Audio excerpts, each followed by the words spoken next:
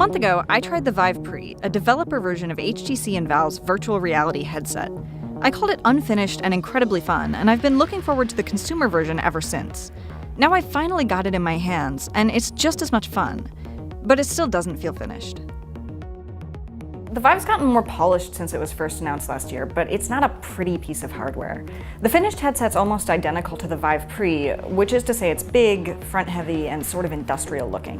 The Pre had a couple of issues that seemed totally fixable, like the fact that its foam face mask soaks up sweat like a sponge, but don't expect that to change on the Vive. Of course, all the good things about the Pre are here too. The Vive blocks out most light unless you're looking straight down your nose, and it's not too uncomfortable once you get used to its size, although it's notably less comfortable than the Oculus Rift. Unlike the Rift, the Vive doesn't come with built-in earphones. It does include a pair of earbuds you can plug in, but you'll probably want to use your own. Setting up the Vive involves a lot more than just plugging it in. The Vive uses your computer's HDMI and USB ports, just like the Oculus Rift. But in between your PC and your headset, there's a link box that needs plugged into a power outlet. And then there are the lighthouses, 2 laser towers the Vive uses to detect its position.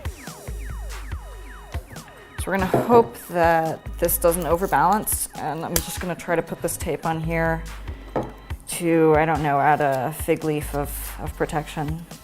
The lighthouses are set up diagonally across the space you want to use. Anywhere from a box that's just big enough to stand up in to a 15 by 15 foot room. They don't need to be connected to your computer, but they do need their own power supply. So hopefully you've either got lots of outlets or lots of extension cords. Once you've got all this done, you're ready to set up Steam VR, a tool in Valve's Steam gaming platform. Given how complicated the Vive is, Steam VR is good at giving you feedback about what's working. You can always see what's connected right on the dashboard, and there's a simple calibration process that's even sort of fun.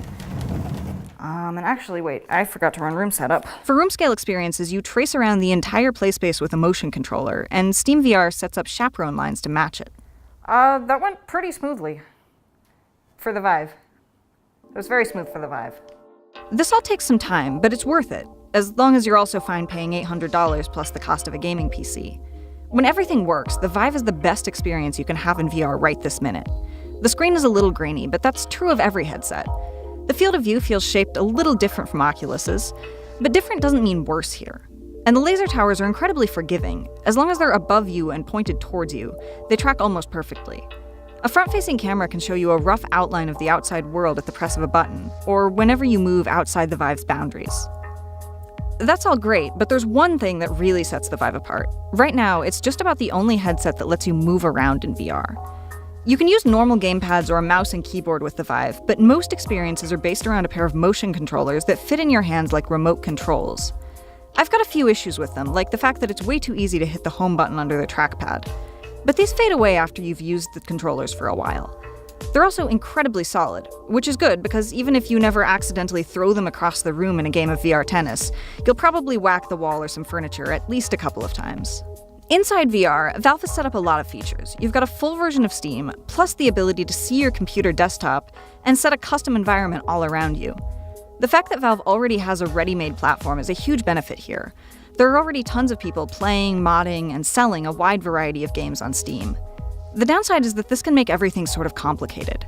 Your settings are spread out over lots of different menus, and Steam VR itself still has plenty of glitches. If you're already used to Steam, it's not too hard to figure things out, but it's not a friendly system for newcomers.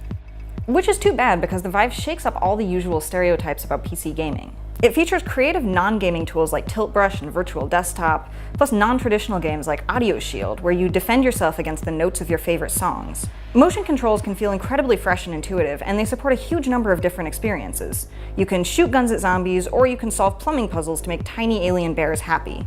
There's something for almost everyone, it can just be hard to find. It can also be hard to find games and tools that aren't rough, experimental, or very short. This is okay at first, especially because you'll probably want to take breaks every hour or so. Standing up and walking around is more tiring than sitting in a chair. But after a while, I wanted something more substantial, and my favorite experiences were clearly unfinished ones.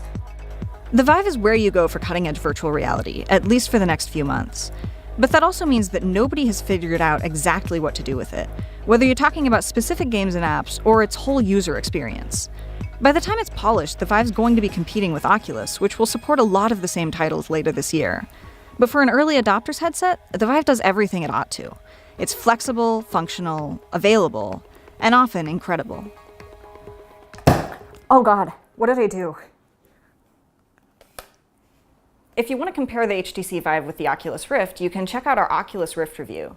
If you just want to see more of our experiences with the Vive, you can also check out our preview of the Vive Pre.